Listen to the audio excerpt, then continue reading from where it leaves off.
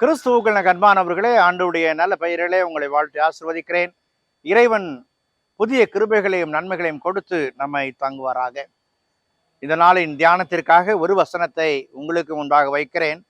அது எஸ்தரின் புஸ்தகம் 4ஆம் அதிகாரம் 14வது வசனத்தின் முற்பகுதி. நீ இந்த காலத்திலே மௌனமாயிருந்தால், ஒரு நெருக்கடியான ஒரு சூழல்ல, அந்த நெருக்கடியான காலத்துல எஸ்தர் எப்படி இருக்க வேண்டும் என்று போதிக்கிற ஒரு காரியமாய் காணப்படுகிறது. இன்றைக்கு நாமும் இந்த உலக வாழ்க்கையில கடந்து வருகிற பல்வேறு விதமான சூழல் மத்தியில நான் இதை செய்யலாமா செய்யக்கூடாதா என்கிற கேள்விகள், ஐயங்கள் எழும் பொழுது என் ஆண்டவர் எனக்கு கொடுக்கிற வார்த்தை என்ன? சில நேரங்களிலே சில காரியங்களை சாதிப்பதற்கு மௌனமாய் இருப்பார்கள். சில நேரங்களிலே மௌனமாய் இருப்பது என்பது நம்மை வீழ்ச்சிக்கு நேராக கொண்டு போய்விடும். மறுத்தாரம் சொல்லவில்லை என்று சொன்னால் திரும்ப பேசுவதற்கான வாய்ப்புகள் இல்லாதபடிக்கு போய்விடும். அன்புக்குரியவர்களே, இறைவன் நமக்கு வாய்ப்புகளை தருகிறார். God always giving an opportunity.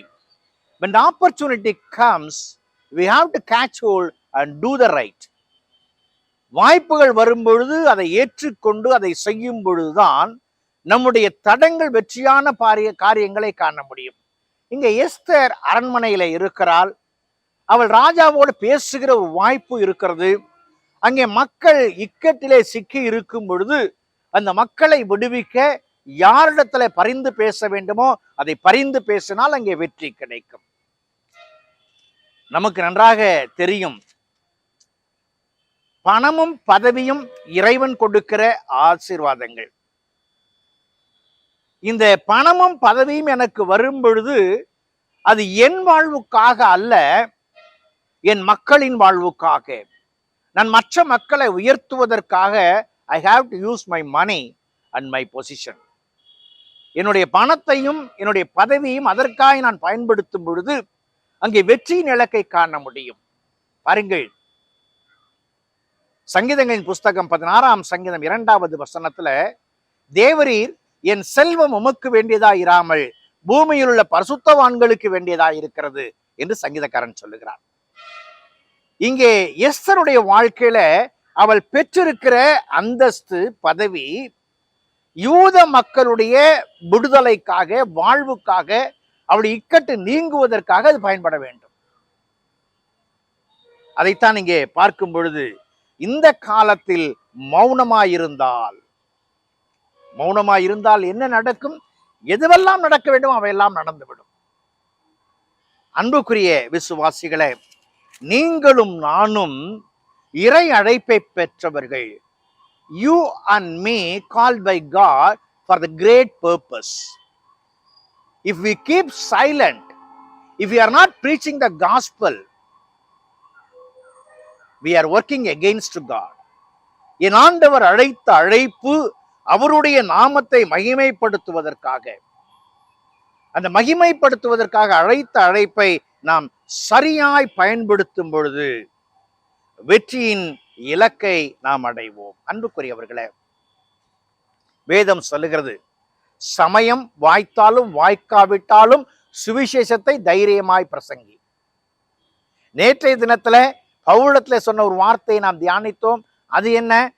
நீ பயப்படாமல் தைரியமாய் பேசு. இறைவன் உடனிருக்கிறார் என்கிற உணர்வோடு கூட இறைவன் எதை சொல்ல விரும்புகிறாரோ அதை சொல்லும் பொழுது அங்கே வெற்றியின் வாழ்க்கை கிடைக்கிறது. அன்பான விசுவாசிகளே, இந்த தியானத்துல நீங்கள் பங்கேற்கும் பொழுது என்னை கொண்டு என் ஆண்டவர் என்ன செய்ய சித்தமாய் இருக்கிறார்?